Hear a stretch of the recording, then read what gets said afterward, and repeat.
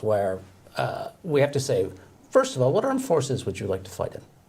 I'd like to fight in the U.S. Armed Forces because your chance of dying are the smallest. Now, why is that? Why is actually your chance of dying in the U.S. Armed Forces far smaller than any other armed force, and considering the amount they fight? That's because Roosevelt equips you so well, partly out of the Democratic war-making issue. But he has this way of understanding machines are going to win the war. I'm not going to win the war by throwing my soldiers in brave attacks and dangerous objects.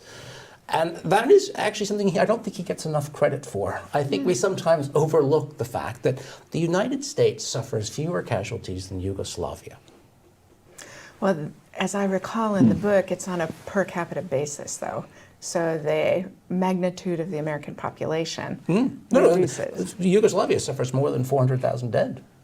Oh, so it's an absolute, not a relative measure. That's an absolute. But isn't that also because, you know, FDR is president of what is by far the world's greatest industrial power at the time, and so that, I mean, I guess I'll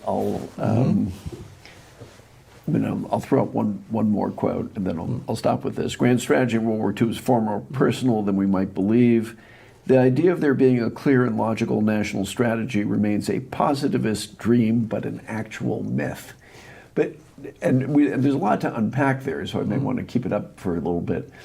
But you know, can't you say it is natural for the United States to resort to a kind of machine-intensive strategy because that's who we are, and you know, even see some foreshadowing of this in the Civil War on the Union side. Yeah, so Russell Weigley and others argue that the American way of war is technology. One of my favorite parts of your book, Phillips, was that that's actually not really true. That the Germans are going for the best high-quality tank, heavy. They don't believe in mobility, they believe in technology.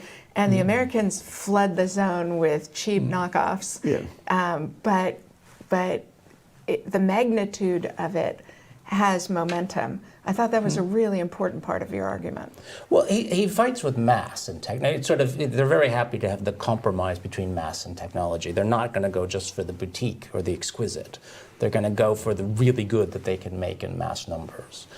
And what Roosevelt does is he is confronted a number of times